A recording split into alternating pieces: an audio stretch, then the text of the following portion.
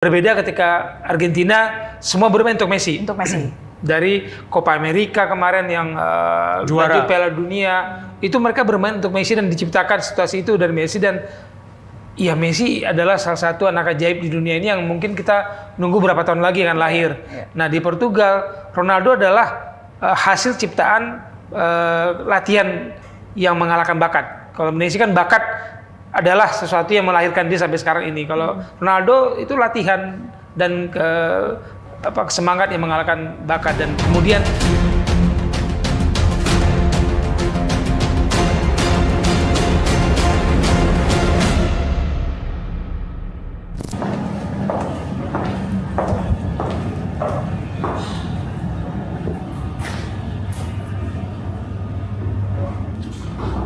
Bu Mesli, selamat datang di studio Gestur. Kita akan bahas ini ya. Sebelah mana Bu Mesli? Sini? boleh. Oke. Kita bahas soal dinamika 32 besar ya. Halo Bung Erwin. Halo. Terima kasih sudah hadir ke Gestur. Selamat dulu deh Bu Mesli. Silakan. Tadi saya pikir siapa nih pas masuk ya. Babak 32 besar Piala Dunia 2026 baru saja dimulai. Aroma persaingan dan kejutan sudah tersaji menuju gelar juara dunia. Jerman dan Belanda di luar prediksi harus terhenti di fase gugur. 2 gol di masa injury time membalikan semua prediksi di atas kertas. Kini giliran para favorit lain diuji mental dan konsistensinya. Siapa yang mampu menjaga asa menuju final dan siapa yang akan menjadi korban kejutan berikutnya di panggung terbesar sepak bola dunia. Tentunya di 32 besar ini ada banyak kejutan begitu ya. Jerman dan Belanda harus tersingkir di awal. Tanggapan Anda, Bung Wesley dulu deh. Kalau sebagai negara besar kita terkejut, tapi melihat performa mereka di fase grup, ketika Belanda diimbangi Jepang 2-2 itu sudah mulai alarm berbunyi itu. Nah ketika Jerman unggul 1-0 bisa ketinggalan dan kalah 1-2 dari Ekuador, itu alarm kencang sekali berbunyi karena kita lihat persaingan di Piala Dunia saat ini memang tidak lagi bisa ketebak dengan penambahan jumlah negara. Ya 48 ini membuat semua yang tadinya tidak bisa masuk menjadi masuk, tapi ketika dia masuk dia bisa memberikan kejutan. Kalau kita lihat kejutan dari Jerman ketika dikalahkan Ekuador saja kan sebenarnya sudah terlihat Ekuador itu tim yang paling sulit mencetak gol. Sejak kualifikasi pun sulit mencetak gol. Kok bisa nyetak 2 gol ke gawang Jerman? Dan Jerman mainnya, nanti Bung Erwin cerita mungkin nonton ya, mainnya bola silang tuh saya bilang ini kapan main di tengahnya ya? Bola silang begini apa ya kapan berakhirnya? Dan ketika mereka kalah lalu ada penalti, saya bilang ya wajar karena mereka tidak punya serbuk ajaib yang harusnya dimiliki oleh peserta Piala Dunia dengan nama besar mereka. Ada apa dengan Jerman dan Belanda? Kalau Jerman kan lawannya Paraguay. Mungkin orang akan, kok lawan Paraguay aja kalah gitu. Tapi Paraguay itu adalah wakil dari zona, mereka mainnya di zona CONMEBOL di Amerika Selatan. Yang lolos itu 6 tim. Mereka adalah tim ke-6 yang lolos. Tapi untuk sektor defense, untuk pertahanan, mereka tuh terbaik kedua. Yang terbaik pertamanya Ekuador. Dari 18 pertandingan, Ekuador hanya kebobolan 5 gol. Sementara Paraguay itu hanya kebobolan 10 gol. Brasil, Argentina, Uruguay itu kalah sama Paraguay waktu di zona CONMEBOL. Jadi ketika mereka tampil menghadapi Jerman dan Jermannya lagi nggak perform, ya nggak heran kalau akhirnya bisa menahan imbang Jerman dan memaksa sampai ke adu penalti. Sebelum pertandingan itu pelatihnya Jerman udah bilang bahwa Paraguay ini tipe lawan yang bisa menyulitkan kami gitu. Ternyata nggak cuma menyulitkan tapi mengalahkan Jerman akhirnya meskipun lewat adu penalti. Sementara kalau Belanda, orang-orang mungkin harus di-remind lagi, lawannya ini adalah semifinalis 4 tahun yang lalu, Maroko. Peringkat 4. Ya, waktu di Qatar, Maroko itu ngalahin Spanyol lewat adu penalti. Ngalahin Belgia. Ngalahin Portugal. Jadi Maroko ini adalah tim kelas dunia dan peringkatnya itu juga mungkin peringkat terbarunya 6 ya. Peringkat FIFA terbarunya. Sementara Belanda peringkat 7. Jadi Maroko itu adalah tim elit sekarang ini sejak 4 tahun yang lalu ya, karena pemain-pemainnya banyak yang bermain di diaspora. Hampir semua pemain Maroko yang ada sekarang yang di tim sekarang itu mainnya di Eropa. Jadi memang level mereka tuh sudah ada di levelnya dunia gitu dengan Musim lalu 4 tahun yang lalu mereka 4 besar loh. Belanda, Jerman nggak sampai ke 4 besar. Jerman gugur di penyisian grup. Belanda nggak sampai ke semifinal. Jadi ya dengan kualitas Maroko seperti itu dan ditambah lagi yang bikin orang-orang kok Belanda mainnya bertahan ya. Ketika menghadapi Maroko ya itu yang dikritik sama orang kan pelatihnya akhirnya mundur, Ronald Koeman. Karena DNA-nya Belanda itu kan total football gitu. Kok malah tampilnya Catenaccio Itali gitu. Kenapa nih, Bung Wisya coba ditambahkan? DNA-nya diambil sama Maroko tadi. Saya mau nambahin, Maroko itu banyak warganya kan pindah imigran ke 2 negara sepak bola nih, Belanda dan Belgia. Mereka hampir semua itu bisa dibilang bersama Tunisia, Maroko itu masuk ke dalam 2 negara ini dan belajar sepak bola di situ. Jadi tidak heran kalau hampir semua bisa dikatakan pemain-pemain inti dari beberapa tahun ini di Maroko, kita nggak kenal liganya Maroko itu ada pemain menyetorkan ke timnas, tapi semua anak-anak muda mereka yang bermain di Eropa sana dibalik kembali ke tim nasional karena mereka mengecap ilmu sepak bola itu. Dan sepak bola di dunia sekarang itu berubahnya cepat sekali. Aturan juga berubah, teknologi membuat semua ilmu itu tidak lagi terbatas oleh 1-2 negara. Kita sekarang bisa membaca latihannya Belanda seperti apa. Kita bisa baca, Spanyol seperti apa. Makanya Spanyol pun mengubah, tidak lagi bertumpu pada tiki-taka. Tiki-taka cukup bertahan 10 tahun, selesai. Barcelona juga tidak selamanya kuat ketika tiki-taka mereka ditemukan obatnya ketika di klub oleh Jose Mourinho. Ya orang lihat, tiki-taka obatnya ini. Spanyol tiki-taka obatnya seperti ini. Dan itu semudah itu kita dapat mempelajari dengan kemajuan teknologi. Dan negara-negara Afrika sekarang begitu pesat kalau dalam kita bilang sepak bola dan mengekspor pemain-pemainnya dan kemudian nanti mengambil buat tim nasional. Nanti sebelum ke Bung Erwin, kita juga mau lihat dulu nih ya gestur dari para pemain serba-serbi Piala Dunia 2026 berikut ini.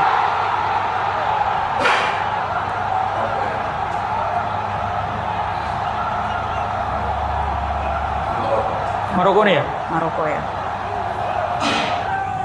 Ismail Saibari. Ya, ini sangat berterima kasih kapten yang gagal tendang penalti ya. Oke, kita lihat ini ya dari Maroko. Dia melakukan selebrasi begitu ya. Oke. Dari gesturnya apa yang kemudian bisa Anda jabarkan lah begitu ya terkait dengan selebrasi yang membuat mereka seharusnya memang ini yang dipertahankan di Piala Dunia begitu. Erwin. Maroko ini hampir 90 menit kan mereka hampir kalah lawan Belanda. Belanda kan unggul terlebih dahulu, terus di menit-menit akhir Issa Diop yang cetak gol tadi, yang nomor 14 yang pelukan sama Bono tadi. Pemain belakang yang cetak gol di 89 atau 90 menit ya. Jadi mereka menguasai permainan tapi ketinggalan, hampir kalah, terus menyamakan skor, maksain skor imbang, perpanjangan dan adu penalti menang. Ya sebuah ketenangan mental dari para pemain Maroko. Meskipun kaptennya Achraf Hakimi juga sempat gol kan penalti, gagal penalti, tapi mereka tetap bisa bertahan. Dan kalau kita ngomongin Maroko ya mereka punya pengalaman. Kipernya kan 4 tahun yang lalu yang jadi kiper utama. Iya, jadi mental memang tidak bisa dipungkiri ya dari Maroko yang memang sudah. Ya, dan satu hal kenapa kayaknya meluap-luap gitu ya. Mereka tuh mengalahkan negara yang mungkin sebagian warga Belanda itu tidak bisa ikut merayakan kemenangan Maroko karena mereka darah Maroko. Banyak sekali imigran dari Maroko ada di Belanda. Jadi ketika Belanda mungkin menjadi negara kedua bagi warga Maroko, bagaimana mereka merayakan itu kan? Nah, lepas sekali dengan ketegangan mental mereka. Mereka ketinggalan lebih dahulu, terus bisa menyamakan, dan situasi permainan saat itu bukan mudah bagi Maroko. Tapi secara permainan saya lebih memilih Maroko, karena lebih enak ditonton, lebih senang, lebih banyak bisa kita pelajari dari Maroko kemarin itu. Oke. Kita lihat lagi ya berikutnya. Jerman. Ada foto-foto, ini dia ya, kita tampilkan foto-fotonya. Oke, kalau dilihat Jerman ini kenapa tidak seperti Jerman yang selalu beringas di Piala Dunia mulai dari era 90-an. Ada apa, Bung Erwin? Jerman itu di 2026 sekarang itu sebenarnya progres. dibandingkan dengan 2018 dan 2022. Karena 2018 dan 2022 mereka nggak lolos dari penyisihan grup. Mereka kalah dan nggak lolos di penyisihan grup. Sementara ini kan lolos dari penyisihan grup, masuk ke 32 besar. Meskipun akhirnya juga tersingkir gitu. Jadi ada sejumlah hal yang membuat Jerman ini akhirnya menjadi tim yang susah untuk lolos. Bahkan pelatihnya aja bilang bahwa kita sekarang bukan tim elit dunia lagi gitu. Sudah mengakui. Iya. Bahkan sama Maroko sama Paraguay aja kalah itu. Bukan tim elit dunia lagi, dan ada kritikan yang mengarah ke Julian Nagelsmann. Pelatihnya ini bukan mantan pemain kok. Sehingga ketika mantan pemain yang ngomong seperti itu, Jens Lehmann yang bilang, kipernya Jerman, kiper tim nasional Jerman yang udah pensiun, dia bilang kalau mantan pemain yang nanganin tim ketika di situasi seperti adu penalti dan situasi yang membutuhkan pengalaman dari seorang pemain, itu yang kepake itu. Nah, kalau nggak punya pengalaman pemain, itulah yang terjadi. Tapi kan sebetulnya itu juga pernyataan yang nggak sepenuhnya benar, karena banyak juga pelatih sekarang yang bukan mantan pemain tapi bisa sukses. Contohnya Mourinho. Jadi ada kritikan seperti itu juga untuk tim Jerman, khususnya ke pelatih. Kalau kalah boleh ngomong begitu kan? Iya. Kalau menang pasti lain lagi ceritanya. Kalau menang. Oke. Ada juga nih satu yang diprediksi kuda hitam, Bung Wesley, Jepang ya. Aduh, padahal diharapkan menjadi wakil Asia gitu ya, yang bisa ya seenggaknya gimana nih? Apa harapan yang kemudian ditampuk oleh Jepang ya dari gelaran Piala Dunia ini, tapi ternyata harus tersingkir? Ya, sepak bola tidak pernah hanya menjanjikan tawa ya, Mbak. Bahwa sepak bola juga menjanjikan isak tangis air mata dan ketidakadilan dari undian.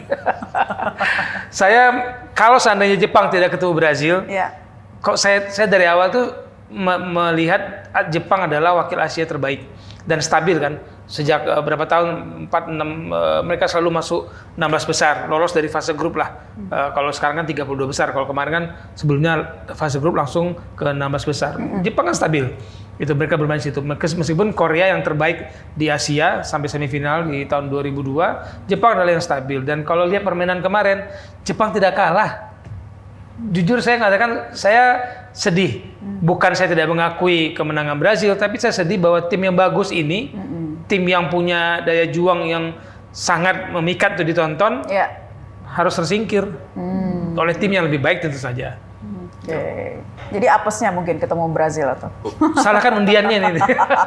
Bung Erwin, ditambahkan, ada apa nih dengan Jepang? Dari awal mengandalkan serangan balik ya kalau tidak salah. Jepang itu lolos dari grup, kalau nggak ketemu Brasil, ketemunya Maroko. Memang pilihannya seperti itu. Kan Jepang satu grup sama Belanda. Belandanya ketemu Maroko, Jepangnya ketemu Brasil. Ya udah putar-putar aja, kalau misalnya Jepang yang jadi juara grup, Jepang akan ketemu Maroko. Berat juga gitu, nggak ada pilihan. Jepang itu juga ada banyak setelah mereka kalah ya. Ada banyak yang bilang bahwa Jepang ini terlalu jujur, terlalu naif mainnya, terlalu polos. Untuk level Piala Dunia itu banyak hal yang harus dilakukan gitu ya. Termasuk ini pernah kejadian, termasuk dengan cara kotor, misalnya gol pakai tangan. Tahun 86 Maradona ngegolin pakai tangan ke gawang Inggris itu. Seperti itu yang mungkin Jepang nggak sampai melakukan itu, tapi terlalu polos dalam hal bermain misalnya ya. Yang saya baca-baca kemarin, waktu udah unggul lawan Brasil, mereka mainnya tetap aja seperti itu gitu. Ya, nggak ada mereka benar-benar bertahan, fokus bertahan atau mengganggu konsentrasi pemain Brasil misalnya dengan bermain sedikit nakal gitu ya, dalam tanda kutip, untuk mengganggu konsentrasi pemain Brasil. Lalu pelatihnya Hajime Moriyasu bagus. Tapi di tempatnya Brasil itu lebih bagus lagi pelatihnya, Carlo Ancelotti. Dia di level klub, di Italia udah pernah juara, di Prancis sudah pernah juara, di Spanyol pernah juara, Liga Champions juga pernah juara, di Prancis pernah juara. Jadi di sisi sana Ancelotti kalah di babak pertama. Mereka ketinggalan 1-0. Tapi di babak kedua banyak sekali pemain Brasil yang mengirim umpan crossing yang itu akhirnya bisa dimanfaatkan ya. Yang itu akhirnya membuat Jepang buyar konsentrasi.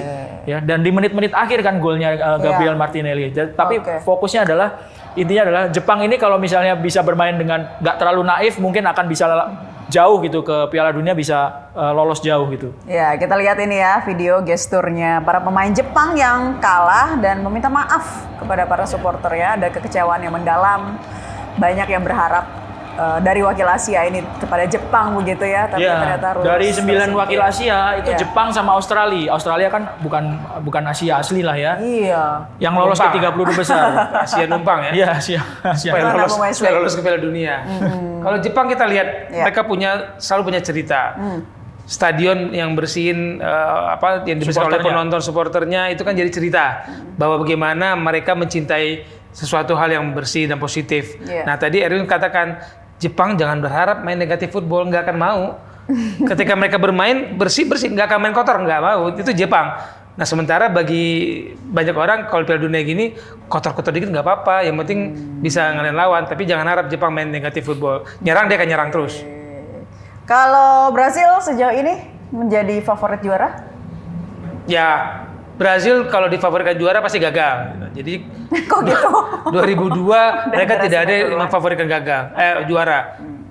Tertatih ya di kualifikasi bisa juara. Ya. 2026 tertatih-tatih lagi. Masa Brazil bisa lepas dari 5 besar kualifikasi urutan ini kan di peringkat 1 Argentina, 2 Ekuador. Tapi hati-hati tim yang tidak diunggulkan seperti ini itu bisa melejit kalau undiannya membantu. Undian itu sangat membantu bahwa perjalanan sebuah tim.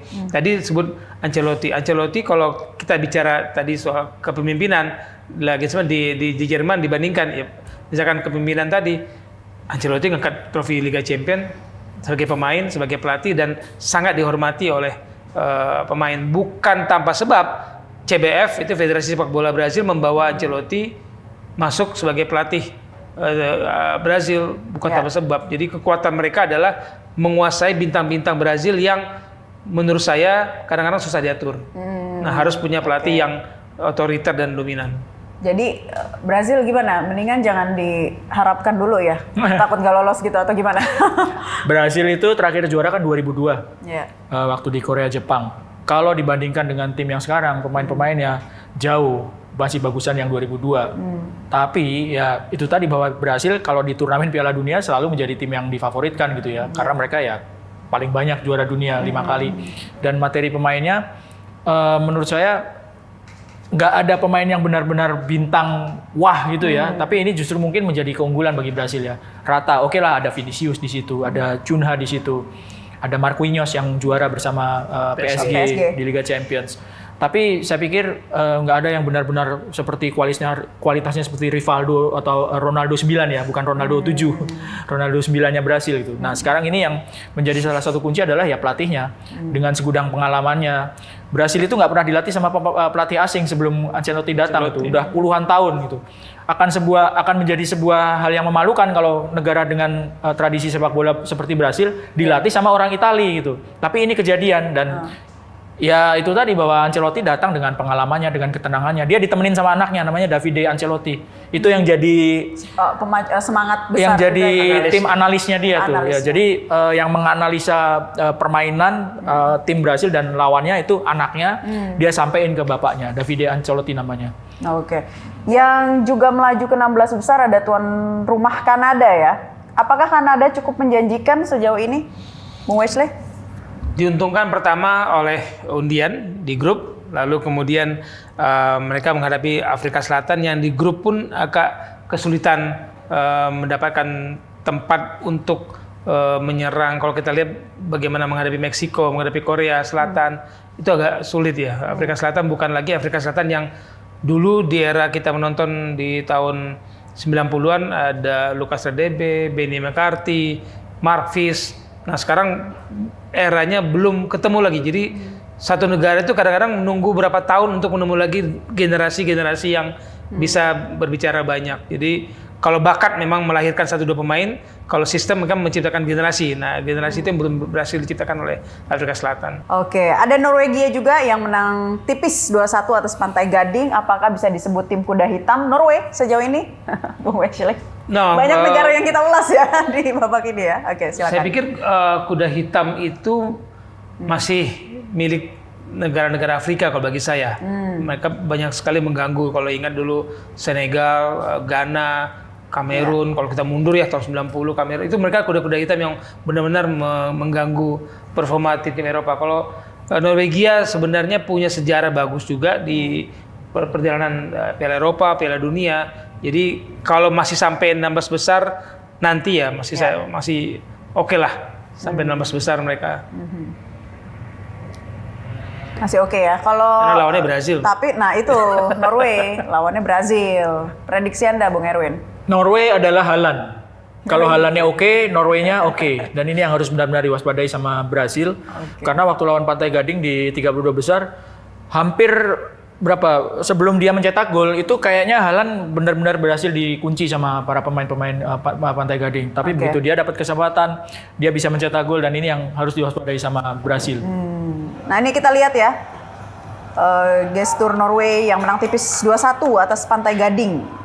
Ini selebrasi dari para pemain Norway yang ngadep ke supporternya nih, yang jadi komandannya Martin Odegaard kaptennya. Ini Viking dance ini ya. Ya, Viking dance. Ya, mereka meragain lagi dayung. Dan mereka sudah lakukan ketika sebelum Piala Dunia mereka promosi tim nasional kan sudah memakai dayung seperti ini. Mereka punya selebrasi yang cukup ikonik juga ya. Ya.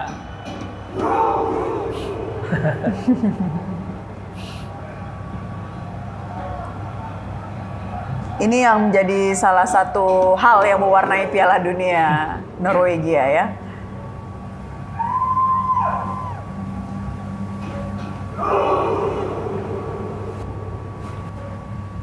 Ya memang hal seperti ini menjadi ciri khas tersendiri juga ya kalau dilihat ya Bung Erwin dari suatu negara yang tampil di gelaran Piala Dunia. Ya unik dan eye catching ya. Kalau di Indonesia itu supporternya pemainnya di tengah, habis itu ada yang pegang tambur, tapi tepuk tangan, bukan Viking dance.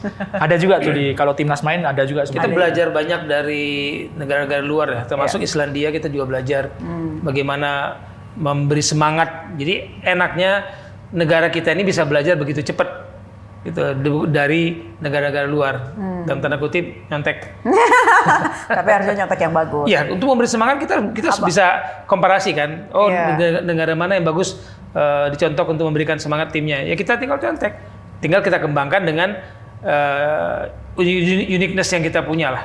Oke, ada juga Prancis yang tanpa kesulitan melaju ke 16 besar, mengalahkan Swedia 3-0. Kita lihat dulu ya, Prancis termasuk salah satu yang diunggulkan untuk menjadi juara di Piala Dunia 2026. Nah, ini foto-fotonya ya. Wah, kalau mau bahas soal Prancis ini nanti satu segmen sendiri deh kayaknya ya. Ini foto bagi saya penting. Ya, kenapa? Didier Deschamps itu dihormati oleh pemainnya. Karena kalau kita lihat track recordnya Mbappe di klub sebelumnya di Paris Saint-Germain, itu semua pelatih nyerah. Gitu. Sama? Dengan Mbappe. Attitude-nya atau apa? Dengan kekerasan kepalanya dan Ya semuanya. kan? Tapi ketika dia bertemu di Didier Deschamps, tadi Erwin mengatakan salah satu pentingnya pelatih itu mantan pemain dan punya nama besar dan punya prestasi di Didier Deschamps. Orang sekelas Mbappe ya harus ikut karena pelatihmu juga sudah pernah merasakan yang kau rasakan dan punya prestasi tinggi juga. Salah satu yang membawa Prancis kemudian ini ada chemistry ya dengan Didier Deschamps. Ya, Didier Deschamps itu menjadi kapten Prancis waktu juara dunia 98. Sebagai pemain. 2018 dia mimpin tim jadi juara dunia sebagai pelatih. Jadi hanya 3 orang yang bisa melakukan hal itu. Didier Deschamps, Franz Beckenbauer di Jerman. Waktu itu Jerman Barat 74 dan 90 dia juara sebagai pelatih dan juga Carlos Alberto dari Brasil. Dan tadi foto itu menggambarkan bagaimana Mbappe datang langsung ke Deschamps karena Deschamps ini di 2 pertandingan sebelumnya nggak ikut hadir di tim karena ibunya meninggal.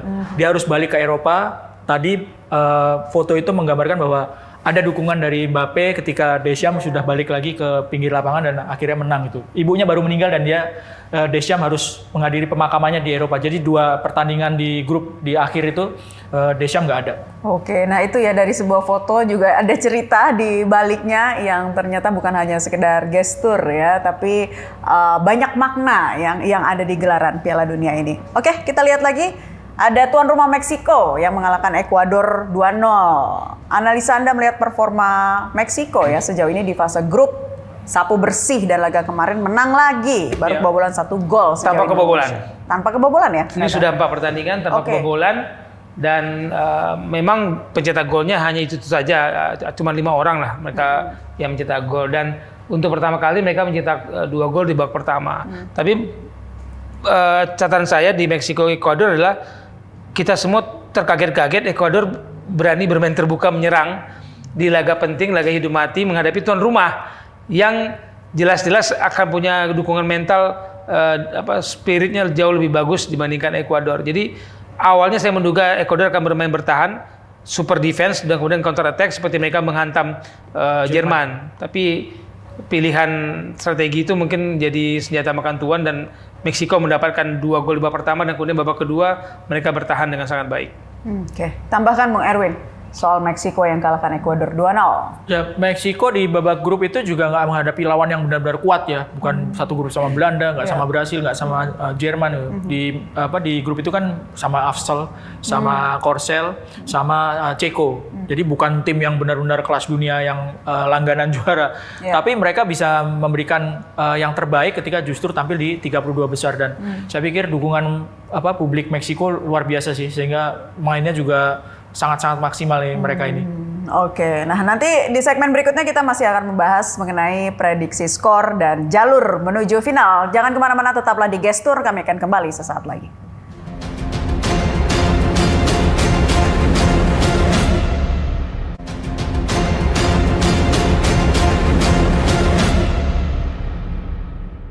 Nah, semakin ke sini kita akan bahas mengenai prediksi skor dan juga jalur menuju final ya. Dari 32 besar nantikan ke 16 besar. Nah, saat kita tapping saat ini pemirsa, jadwalnya Inggris versus Kongo, Belgia versus Senegal, dan Amerika Serikat versus Bosnia dan Herzegovina. Nah, kita tanya dulu nih, siapa dulu nih? Bung Erwin atau Bung Wesley? Senior. Inggris versus Kongo. Abang senior. Abang. Sepak bola tuh harusnya ada kejutan, cuman secara marketing, nilai jual ya semua orang pasti berharap Inggris memperbaiki performanya dan bintang-bintangnya bisa bermain bersatu dan menghadapi Kongo untuk nanti di 16 besar ketemu Meksiko. Oke. Bung Erwin, Inggris diunggulkan di sini? Kalau misalnya Inggris kalah, ini makin banyak lagi yang supporternya yang nggak ada kan. Jerman, Belanda udah nggak ada gitu. Tapi agak susah kemungkinan ya. Kalau dilihat dari perbandingan kekuatan dan kualitas individu pemain, Inggris mungkin punya peluang yang lebih besar dibandingkan dengan Kongo. Tapi ya itu tadi, sepak bola siapa yang bisa menjamin bahwa Inggris nggak kalah dari Kongo dan Kongo nggak bisa menang, itu susah ya untuk menjaminnya. Tapi untuk peluang mungkin Inggris akan bisa lolos sih ya. Ya maaf kalau misalnya prediksi ini salah. Nanti kita lihat ya, siapa tahu ada kejutan lagi nih. Aduh, kan sepak bola asalnya dari Inggris ya? Iya. Jangan sampai tersingkir dong. Udah jarang pulang ke Inggris itu. Terakhir tahun 66. Oh gitu. Oke. Ya, dia lupa mudik. Lupa mudik. Kita lanjut, Belgia, Senegal, dan Amerika Serikat versus Bosnia Herzegovina. Bung Wesley. Belgia Senegal ini ketat sekali. Saya sulit mengatakan ada tim yang akan dominan dalam permainan. Senegal bukan tim yang tanpa sejarah ya, punya kemampuan juga sampai perempat final. Belgia adalah Belgia meskipun sudah kehilangan generasi emasnya, tapi ini sulit bagi saya untuk memprediksi. Sepertinya akan imbang ini. Bisa sampai perpanjangan waktu.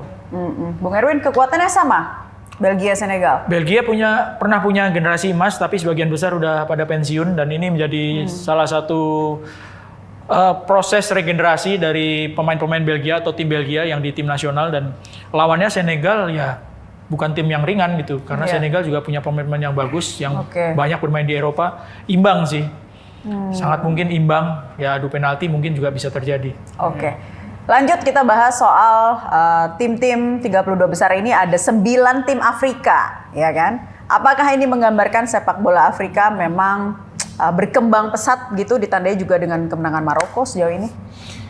Afrika ada di bawah layer kedua lah mungkin dalam sepak bola dunia, Eropa dan Amerika Latin.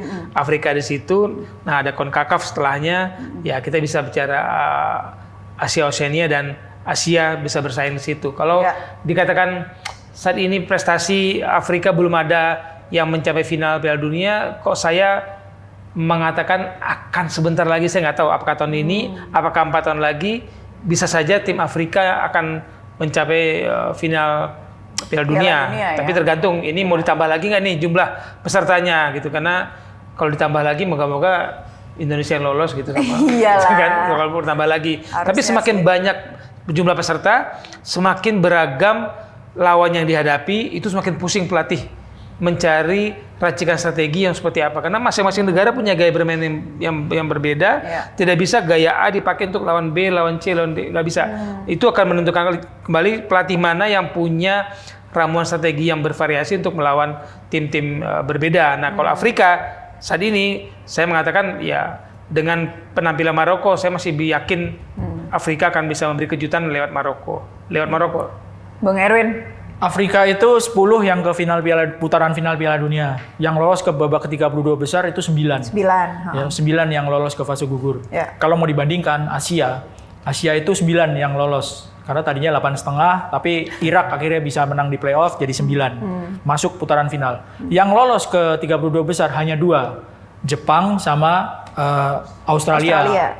Asia KW lah ya kalau saya bilang gitu ya. Karena kan aslinya bukan di Asia gitu. Jadi dari situ kelihatan bahwa bagaimana perkembangan sepak bola Afrika itu jauh dibandingkan dengan sepak bola Asia. Dan yang tampil di Piala Dunia sekarang ini, tim-tim Afrika, itu bukan cuma sekedar numpang lewat, tapi ada juga yang tim debutan yang bikin kejutan. Misalnya Tanjung Verde.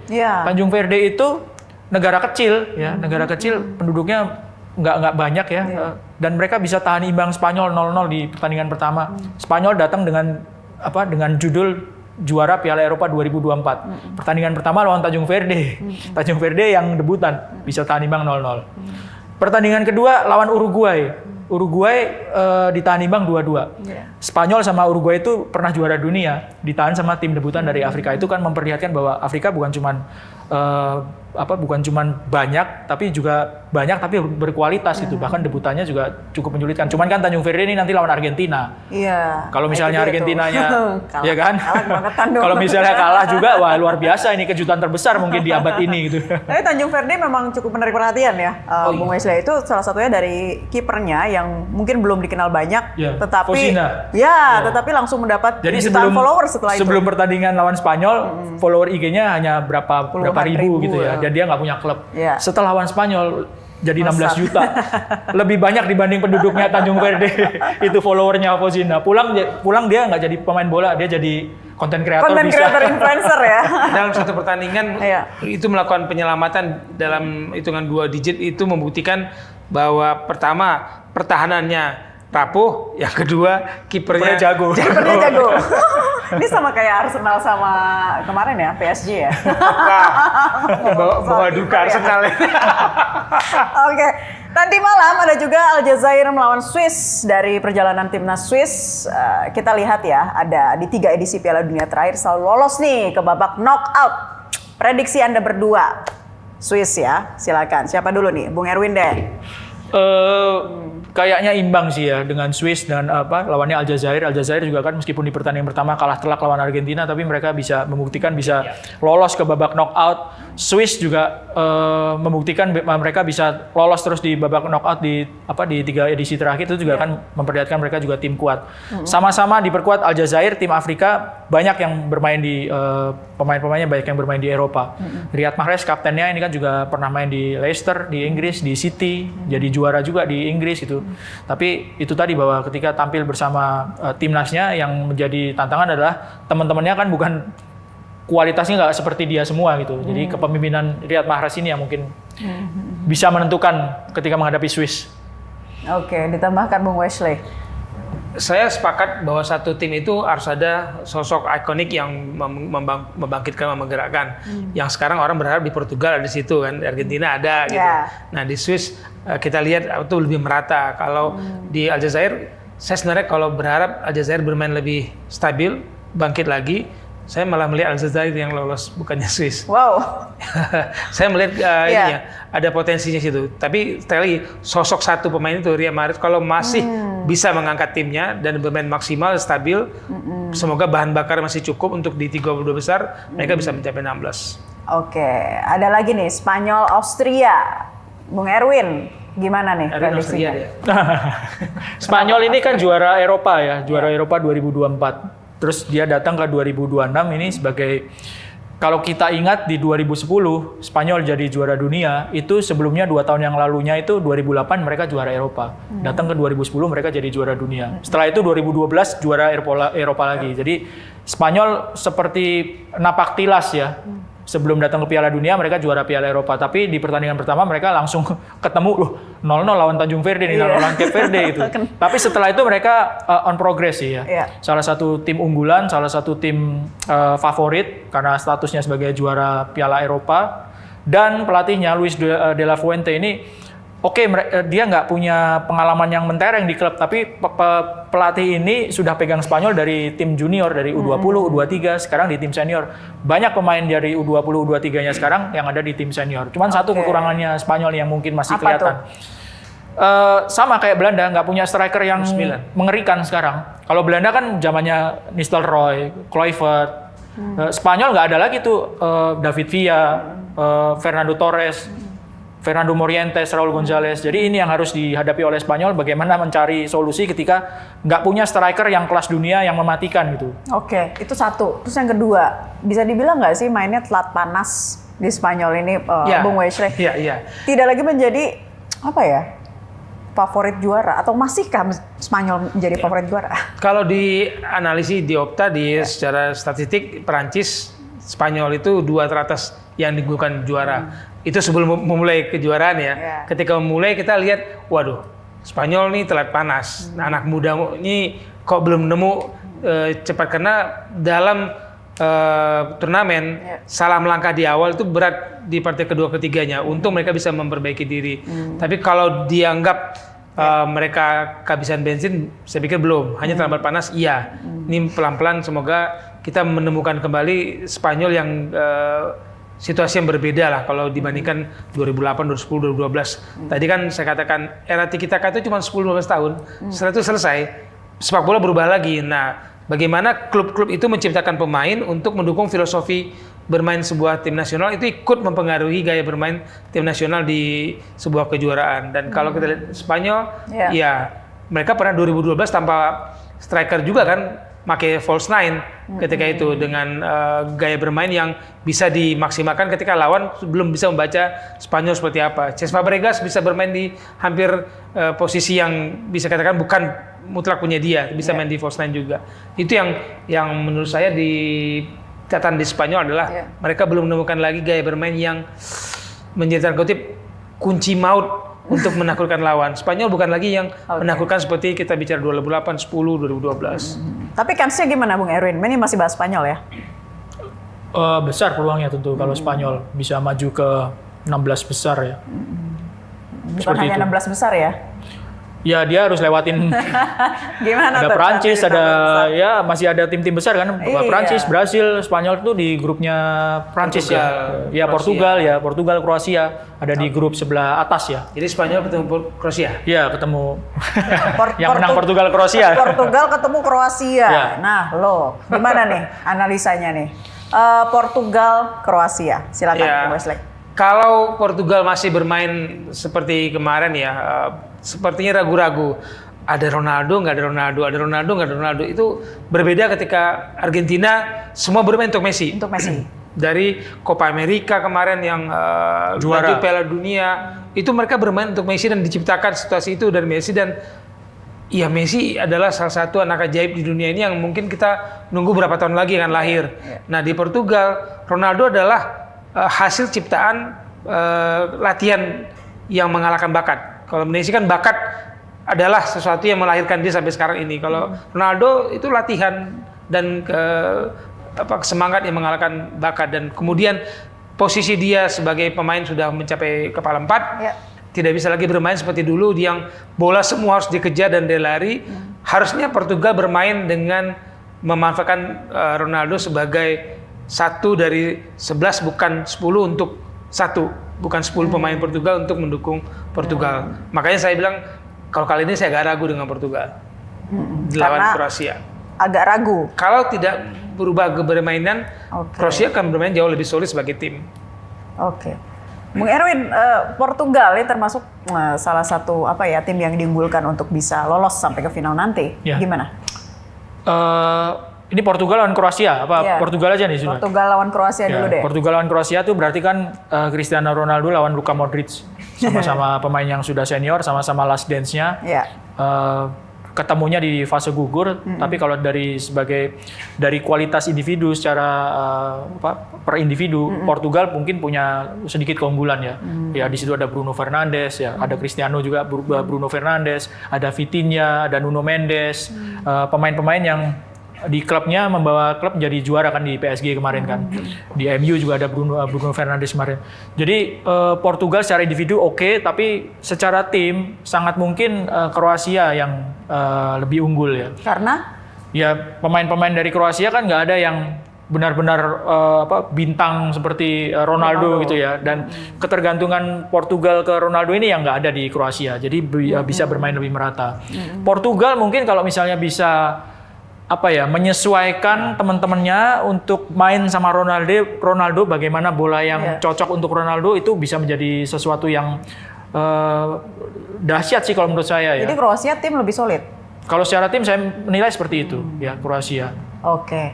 Last dance-nya Ronaldo dikatakan di gelaran Piala Dunia ini kan tentunya ingin meraih prestasi juga dong, ingin meraih trofi di Piala Dunia tahun ini. Pasti kan harus tampil habis-habisan. Tapi dengan performanya yang sekarang di usianya yang sudah kepala 4, seperti apa Anda melihatnya, Bung Wesley?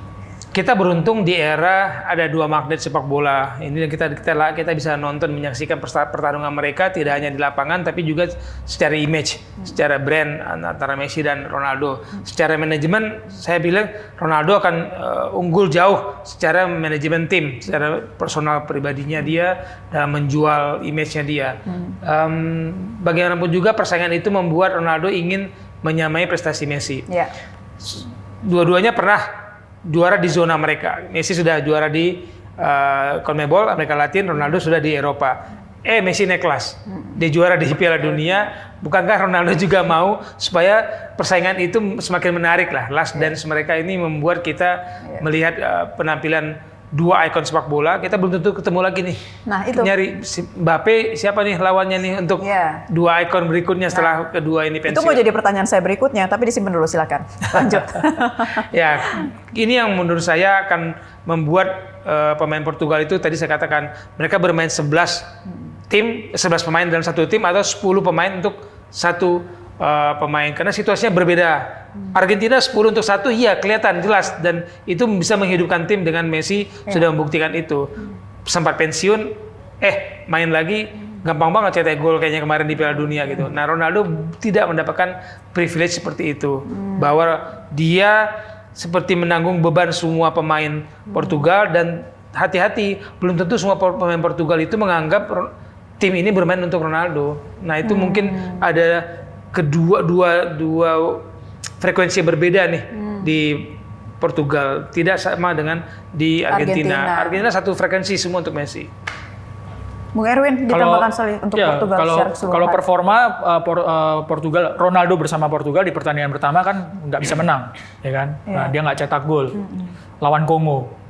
Pertandingan kedua dia cetak 2 gol, tapi lawannya Uzbekistan, tim debutan Asia, dan menjadi tim yang paling lemah di grup itu. Pertandingan ketiga ketika menghadapi Kolombia nggak bisa cetak gol juga, skor 0-0. Jadi kalau dilihat dari performa, posisinya Ronaldo itu adalah striker yang harusnya cetak gol, performanya masih kurang kalau menurut saya karena dia bisa cetak gol ketika menghadapi Uzbekistan yang notabene adalah tim terlemah di grupnya Portugal. Lawan Kongo nggak menang, lawan Kolombia nggak menang dan nggak cetak gol. Seperti itu kira-kira. Oke, berarti ya itu ya balik lagi ya racikan pelatihnya ya. Portugal bukan terkait Ronaldo aja nih, tapi memang harus ya itu tadi ya. Si Malakama sebetulnya untuk pelatih kan ada Roberto Martinez. Ini juga bukan orang Portugal, orang Spanyol gitu.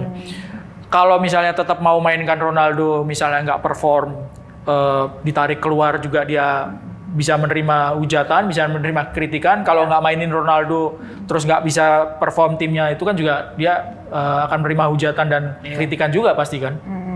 Oke, nah tetaplah bersama kami, Gestur masih akan kembali. Kita akan menyimak lebih jauh di segmen berikutnya terkait prediksi skor dan juga masih ya terkait dengan jalur menuju final dan siapa bintang-bintang baru yang akan lahir di gelaran Piala Dunia ini sesaat lagi.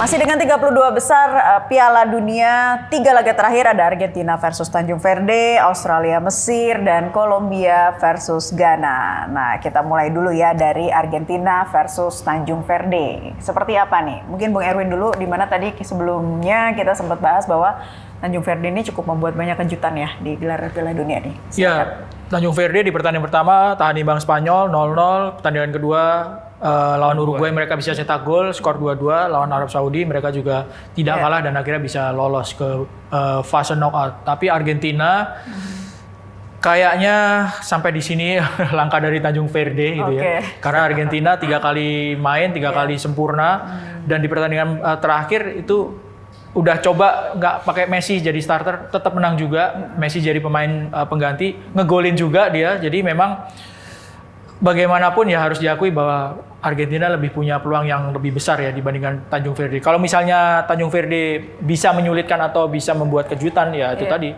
bisa jadi kejutan terbesar di Piala Dunia 2026. Bung Wesley. Bagi saya kalau mereka masuk lapangan ya, kita lihat gesturnya, kalau masuk lapangan untuk dekat dengan Messi, untuk mendapatkan jersey Messi, selesai Tanjung Verde bagi saya. Tapi jangan lupa negara jajahan Portugal ini pemain-pemainnya hampir bisa katakan mengecap ilmu sepak bolanya di luar negeri, meskipun bukan di tertier utama klub di Eropa, tapi bagaimanapun juga mereka mengecap ilmu sepak bolanya juga hampir semuanya banyak di Spanyol, banyak di Portugal, di Rusia. Jadi jangan kecewakan apa ya, kalau saya katakan orang mengatakan Tanjung Verde adalah tim yang akan dilahap oleh Argentina, ya hati-hati. Kita tidak ingin mengecewakan prediksi itu, tapi saya ikut Erwin bahwa Piala Dunia ini butuh Argentina.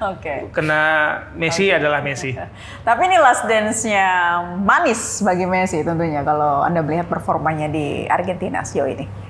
Sampai saat ini, tadi sudah katakan sebagai pemain pengganti pun bisa mencetak gol atau tendangan bebas yang orang menyangka tendangan bebas bola ke atas, dia main ke bawah tuh bola Messi. Jadi Messi adalah Messi bagi saya, dia bisa magnet yang membawa, menggerakkan besi-besi sekitar dirinya itu menjadi satu kesatuan, dan itu Messi bisa mengangkat Argentina. Sama kalau kita ingat seniornya dia, Diego Maradona, sama jadi magnet yang menggerakkan, mengangkat semua performa teman-temannya, dan teman yang biasa saja menjadi luar biasa karena Maradona, dan Messi saat ini adalah magnet yang sama seperti Maradona. Bung Erwin, gimana kalau kita ngomongin soal Messi ya? Last dance-nya yang manis di Piala Dunia ini gimana? Ada beberapa pemain yang menjalani last dance di Piala Dunia ini. Messi, Ronaldo, Luka Modric. Di Bosnia juga ada Edin Dzeko, tapi cadangan. Yang sudah gugur Manuel Neuer, kiper Jerman. Dari beberapa pemain ini yang last dance-nya kelihatannya paling sempurna, yang menuju ke kesempurnaan ya Messi gitu ya, dengan start yang bagus. Dia cetak 6 gol di 3 pertandingan. Dia membawa rekan-rekannya, memimpin rekan-rekannya meraih hasil yang sangat maksimal dan punya peluang yang besar juga untuk bisa melewati Tanjung Verde. Dan ya itu tadi bahwa last dance dari Messi ini awalnya memang kelihatan paling sempurna, tapi kan kita nggak tahu seperti apa nanti perjalanan dari Argentina. Tapi peluangnya cukup besar sih. Ini baru babak 32 besar ya, menuju ke 16 besar. Oke, sekarang kita ngomongin wakil Asia. Kalau kata Bung Wesley tadi, Asia mana nih? Asia KW ya? Australia. Gimana nih? Australia prediksinya ya, melawan Mesir. Negara yang menumpang masuk ke Asia supaya dulu pintu ke Piala Dunia lebih memudahkan bagi dia, karena persaingan meningkatkan kualitas Australia itu sendiri. Jadi jangan berpikir orang masuk ke Asia itu karena mencari tiket otomatis. Tidak, dia masuk ke Asia untuk meningkatkan kualitas persaingan. Tim nasionalnya sudah meningkat dibandingkan dia bertahan bersatu dengan Selandia Baru dan the Gang di zonanya dia. Dan kalau melihat performanya 2022 dia lolos juga ke 16 besar bersama Jepang dan Korea Selatan. Jadi kalau kita bicara Asia 2022 kita ada 6 Asia yang lolos ke putaran final, hanya 3 yang berhasil ke lolos dari fase grup ke knockout.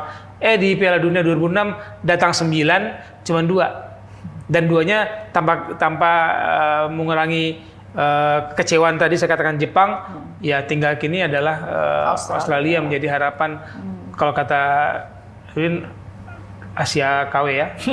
Jadi kedatangan Austria untuk meningkatkan kualitas persaingan kompetitif di Asia, ya harus kita akui. Tapi apakah kita menerima sepenuhnya sebagai zona Asia karena sejarah, ya kita akan lihat apakah dia bisa mengharumkan nama Asia sehingga kita mengatakan ya ini Asia gitu. Bung Erwin ditambahkan Australia melawan Mesir. Adu kekuatannya seperti apa? Australia itu 1 kali menang, 1 kali seri, 1 kali kalah di grup.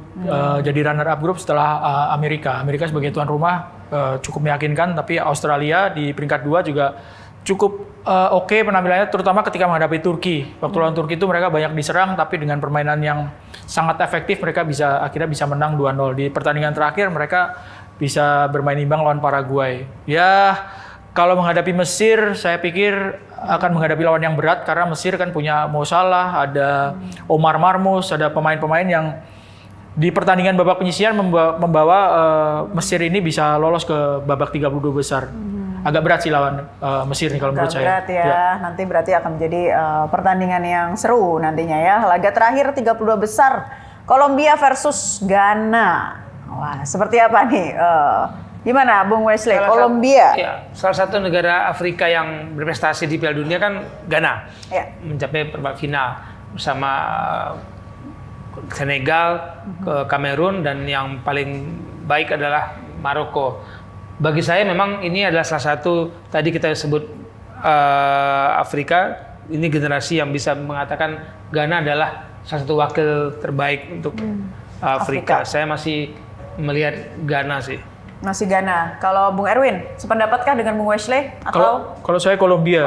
Kolombia kebetulan kemarin nyimak waktu mereka bermain lawan Portugal. Mainnya bagus, nyerangnya bagus, dan Portugal nggak bisa menang meskipun skornya 0-0 ya. Mungkin kurangnya di penyelesaian akhir. Tapi secara kualitas individu, Kolombia punya Luis Diaz, masih punya James Rodriguez, kapten timnya, masih punya Luis Suarez ya. Ini Luis Suareznya Kolombia ya, bukan Luis Suareznya Uruguay.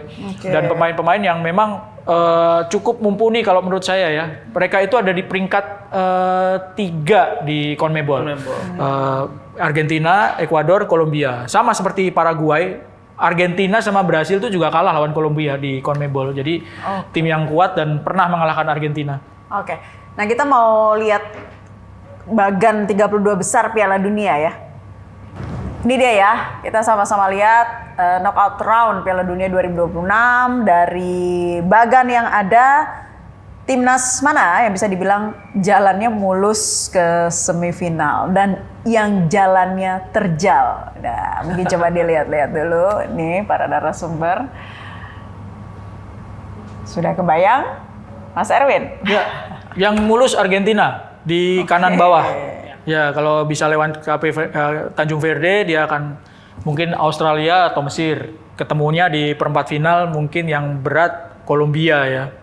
Kolombia, Ghana ini yang bisa masuk ke perempat final. Ketemu yang berat lagi baru di semifinal antara Inggris atau Brasil. Sementara kalau di kiri atas, Prancis, Jermannya tadinya dikirain akan ketemu di 16 besar, tapi Jermannya sudah out. Ya, Belanda juga sudah out. Jadi Prancis mungkin sama kayak Argentina, agak mulus jalannya ya. Karena tim-tim besarnya sudah nggak ada. Sementara kalau yang di kiri bawah ada Portugal, Spanyol, Belgia. Ini agak berat sih sebelah kiri bawah nih. Jalannya Spanyol yang agak berat kalau menurut saya. Ya. Jalan Spanyol ya. Ditambahkan Bung Wesley. Ya, ini bagan bagi saya adalah perjalanan Perancis dan Argentina ketemu di final kalau bagan seperti ini kan. Tapi kan ini kan kita melihat bagan ya, kita tidak tahu kejutan-kejutan apa yang dimiliki, apakah ketergantungan sebuah tim itu terhadap sejumlah pemain itu mempengaruhi ketika nanti akumulasi kartu atau kartu merah yang dihadapi. Ini kita lihat, kalau saya setuju, kanan itu jalurnya Argentina, kiri itu jalurnya Prancis. Mungkin Argentina lebih berat karena kalau mereka ketemu Brazil di semifinal, karena ini bukan lagi tentang sepak bola, tapi tentang harga diri yang akan mempengaruhi banyak hal dalam tactical game. Oke, yang jalannya terjal. Ya di bawah ini, kiri bawah. Kiri bawah ya, Spanyol. Ya, kiri bawah Spanyol. tidak mudah. Kalau Spanyol lolos lawan Portugal dan Kroasia itu tidak mudah. Dan di bawah mereka itu tim gangguan ya. Dan jangan lupa Amerika itu tim dengan teknologi banget dan mereka bisa mengatasi lawan-lawannya. Dua kemenangan pertama di grup dan kemudian dalam tanda kutip sedikit melepas gas dan mengerem di laga ketiga dan kalah di fase grup. Tapi kita lihat ini apakah mereka bisa memperbaiki penampilan mereka. Gangguan utama menurut saya antara Belgia dan Senegal, dan saya lebih milih Senegal gangguan utama bagi grup kiri bawah ya. Oke, jadi sama-sama tadi ya sependapat, sebelah kiri Prancis, sebelah kanan Argentina yang mulus jalannya, tapi kita tidak tahu ya, ini masih babak 32 besar. Bagaimana dengan 16 besar itu 5 Juli ya nanti ya. Ini akan mempertemukan ada Paraguay, Prancis, Kanada versus Maroko. Waduh, Paraguay versus Prancis. Kita mulai dulu deh dari situ, Bung Erwin. Ya, Prancis punya peluang besar ya kalau lawan Paraguay, sementara di bawahnya Maroko ya. Maroko lawan Kanada, Maroko saya perkirakan Maroko. Portugal, Kroasia agak susah nih ya. Mungkin Portugal yang akan menang. Nanti di 16 besarnya lawan Spanyol. Amerika Serikat mungkin lawan Belgia. Sementara kalau di kanan Brasil Norwegia kayaknya seru nih ya. Norwegia bisa lewatin Pantai Gading kan ya. Ya. Brasil, Norwegia, Brasil sih ya mungkin yang akan lolos. Meksiko, Inggris, ada Inggris. Sementara di bawah Argentina ya langsung aja kalau semifinal perempat finalnya Argentina lawan Kolombia mungkin. Oke, ada gurita Piala Dunia juga nggak ya di sini ya yang bisa nunjuk siapa-siapa aja nantinya yang akan masuk ke semifinal dan juga final. Oke, jadi gimana Bung Wesley? Paraguay, Prancis, Kanada, Maroko. Ya, nggak jauh berbeda kalau melihat berdasarkan penampilan fase grup dan di babak 30 besar, Prancis masih yang katakan sempurna dengan permainan mereka belakang depan sama saja. Mereka belum mendapatkan ujian nyata di lini pertahanan. Sementara di depan mau Mbappe, mau Ousmane Dembele, mau siapapun kayaknya ganas-ganas saja gitu bermainnya. Kemudian kalau Kanada Maroko, saya masih lihat Maroko semoga tidak banyak gangguan secara psikologi ya, karena menghadapi tuan rumah tetap aja di Piala Dunia ini kayaknya kita harus akui tuan rumah semua lolos dari fase grup itu membuat penampilan itu semakin mengejutkan. Kalau 2022 kan tuan rumah tidak lolos ya, Qatar. Pernah juga Afrika Selatan 2010 nggak lolos. Jadi tiga-tiganya lolos dari fase grup, itu membuat kekuatan dari ketiga tuan rumah ini sepadan. Nah, termasuk Kanada lawan Maroko, meskipun saya masih melihat Maroko. Oke. Terakhir untuk masing-masing narasumber, final ideal Bung Wesley dan Bung Erwin. Bung Wesley dulu. Final ideal siapa? Melihat performa di 32 besar, saya lihat Prancis dan Argentina. Seperti Bagan yang tadi ya? Ya. Oke. Itu jualan sekali bagi kita, sepak bolanya pasti tidak akan membosankan. Pasti akan sangat seru dan menarik. Bung Erwin? Kalau saya agak beda. Kalau tadi tuh? Bang Wesley Ya. kan Prancis Argentina. Kalau saya Argentina lawan Prancis. Iya, gimana? Beda kan? Sama aja, Oh, sama ya? cuma dibolak doang. Ini lawak juga nih Bung Erwin. Kenapa sih? Kok bisa sama? Nggak seru ah? Ya memang itu yang peluangnya paling gede, kelihatan dari babak penyisihan kemarin, permainannya paling mantep. Tapi jangan mengecilkan fans Ronaldo dong untuk last dance-nya. Untuk fans Ronaldo seperti apa nih yang ingin disampaikan? Untuk Portugal. Ya mudah-mudahan bisa paling tidak ke final tuh udah bagus deh gitu. Ya. Ya. Masih ada optimisme dong pastinya. Bisa, tapi berat. Kalau ke final ideal juga, lawannya kan Messi. Oke. Argentina ke final juga gitu. Oke. Kita akan tunggu nantinya, akan ada babak berikutnya ya di 16 besar 5 Juli. Kita akan tunggu selengkapnya. Terima kasih para narasumber sudah bergabung di kesempatan Gestur kali ini. Bung Wesley, Bung Erwin, dan juga pemirsa tetaplah bersama Gestur. Minggu depan akan tayang kembali. Saya Naila Husna, sampai jumpa.